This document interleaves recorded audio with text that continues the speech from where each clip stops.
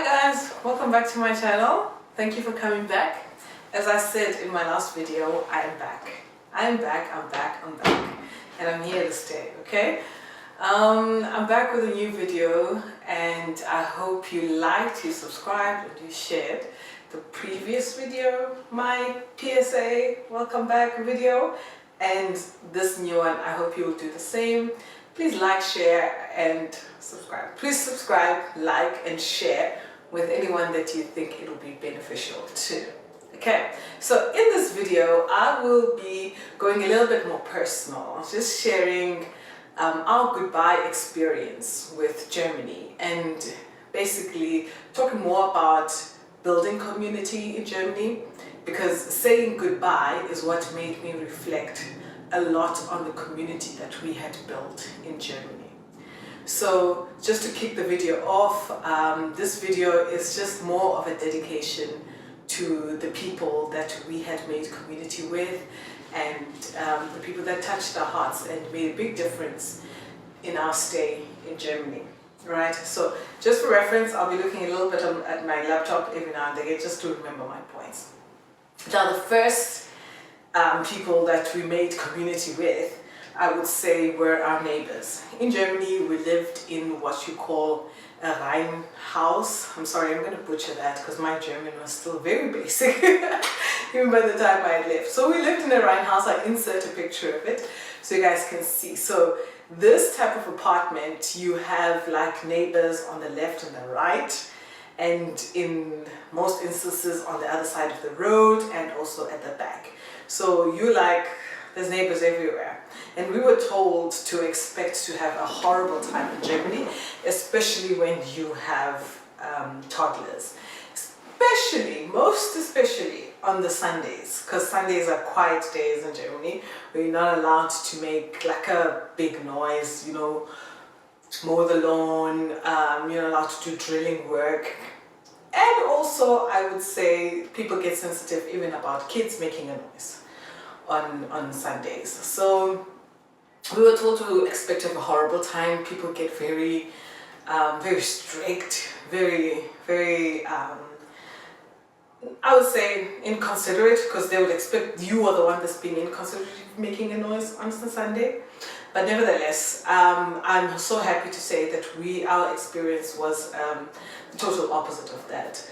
Both our neighbors were of like elderly age, granny age, and they were so gracious with us and our kids making a noise. I mean, of course, every now and then they would come and knock, especially when the one on the right, the husband would be sleeping. So yeah, of course, that's understandable. That didn't become contentious. It didn't become hostile in any sort of way. So we were so grateful for our neighbors. I mean, the neighbor on the right, would even sometimes, when she goes to the supermarket, come back with salami sticks for the kids, which I just found, it just warmed my heart. You know, she was of granny age and didn't have grandchildren of her own in the country, so she just really related to my kids as if they were her own grandkids, which I thought was very sweet. To the extent that even our neighbors on the other side of the road, when they heard that we would be leaving Germany, I mean, we had barely exchanged anything more than like, hello, how are you with the weather and all that. We had barely exchanged much more than that, but when they heard that we'd be leaving, they came to our door and just gifted us with souvenirs about Hanover and all that, and you know, and I just found we just had a pleasant time in Germany and with our neighbors. Maybe we were just lucky, but we had a pleasant time. Then the second form of community that you make will be the school community. If your kids go to school, obviously. The school and work, if you work. So yes, the school community, I mean, dropping off your kids, well, after a while it becomes very routine, because you're doing it every day of the week, and Monday till Friday, dropping off, picking up, you get used to it, and to a certain extent you can also just take it for granted. You know, the child is growing, it's frustrating, especially when they're like toddlers. There'll be good days, there'll be bad days, and the teachers are giving you feedback every day. You can start taking it for granted until the last day like especially for my son, because he was still in the same kindergarten that he had started with. Okay, so obviously my daughter, she's much older, not much older, she was 7 by the time we left. So she had already moved to a school, so she was doing year 1. So, but Luanve, my son, had started there as a 2-year-old, and by the time that we were leaving, he was 4. Yeah, he was 3 going on 4, or 4 years old already, I don't know. Either way, like just the reflection on how much he had grown in that community and how much the teachers had just loved him in that time, it just touched my heart. When it was time for him to leave, they threw him the sweetest little farewell party with all the kids in his class sitting in a circle. Of course, me and his dad attended the farewell party. It was our last day picking him up, so they asked us to arrive early. So we arrived, and then at a farewell party, all the kids were sitting in a circle and they were saying like nice sweet little messages, goodbye messages to Luantle and the teachers. It was such a beautiful, simple, beautiful, and I just couldn't hold back the tears. I was crying the whole time, you know, just out of gratitude, you know, for what the teachers had done in helping us raise him, you know, because they were literally a big part of that process while we were in Germany. So much gratitude and love to those teachers at the Kita. They know who they are. I still hold them so close to my heart. And yeah, so, and then my daughter as well, she also had been in that school for a year, so she was finishing year 1. So also when it was time for her to leave, the class did a little farewell for her, handed her gifts and cards and, you know, messages, which I just found so sweet, you know. So we were really, again, so fortunate to have people, teachers, who loved, who challenged, who saw our kids, you know, and still so very, very grateful for that community. And the last bit of community, last but not least, of course, will be friends that become family. When you build a community in a foreign country, the first sort of like community outside of work and school you build will probably be like your fellow statesmen. Most of the time there will be WhatsApp groups or Facebook groups of people from your country that have moved to that particular city, or more broadly that country. And that's an easy resource for you to find friends and people that you can easily relate with because they're from your country and already you have that in common. So we had the Mzansi Cafe group, which is run by Bongani, Bantu, and all those guys. Shout out to them for running that community so well. It is such a great resource for South Africans that move to Germany. You know, just because they also have like yearly Christmas parties and everyone gets together and they cook South African food, and it is just a pleasant experience to be in. So that's another form, a way of making community that we did.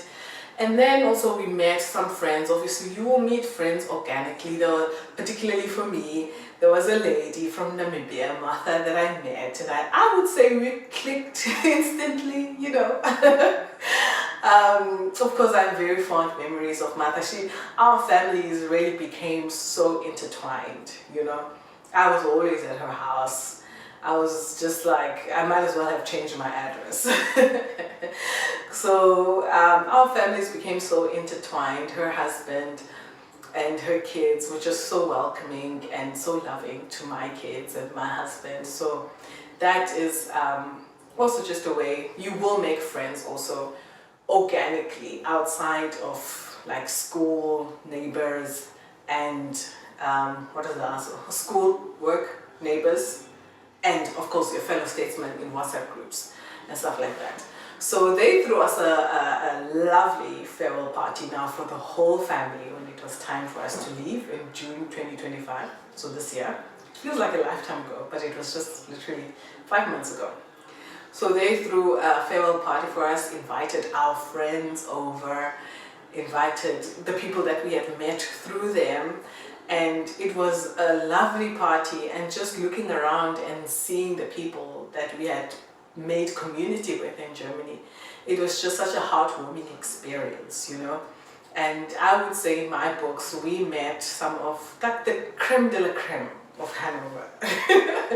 The best people in Hanover, the most, I don't even know how to describe it, but I would say, in closing, just we are so grateful for the people that we came across, the people that were just so loving, so open to us. And because we don't have any family around, I would say we barely felt it, because there were always people around, you know, to have visits with, play dates and everything with our kids. So yeah, I know that if you're moving to a city or a country that is foreign, it can feel like such a daunting experience when they tell you you have to build community, especially if you're on the introverted side of life. You know, so I hope that through this video you get encouragement and you'll know that it is easy to build community. There are some people out there for you, you know, that will love you, that will receive you and make you feel at home. And I really wish that this would be the experience of everybody. I know it is not. There can be some difficult times for other people, but in our experience, we just had the best time. And yeah, of course, the onus is also on you to treat people right?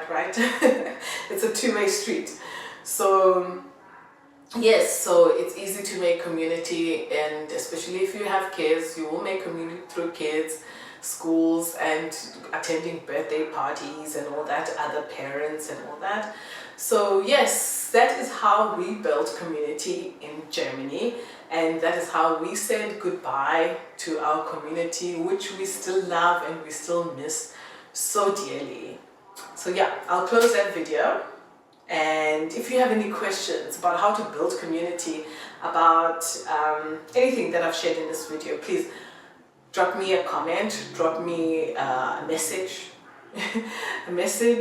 and let me know what you'd like to know. Let me know what you'd like me to share more of in the upcoming videos.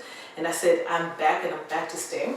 So I'm going to be sharing lots more with you about our experience in Germany and now our experience in the US. So thank you guys. Thank you for getting this far. Please like, share, subscribe, all the things. Love you lots. See you in the next video.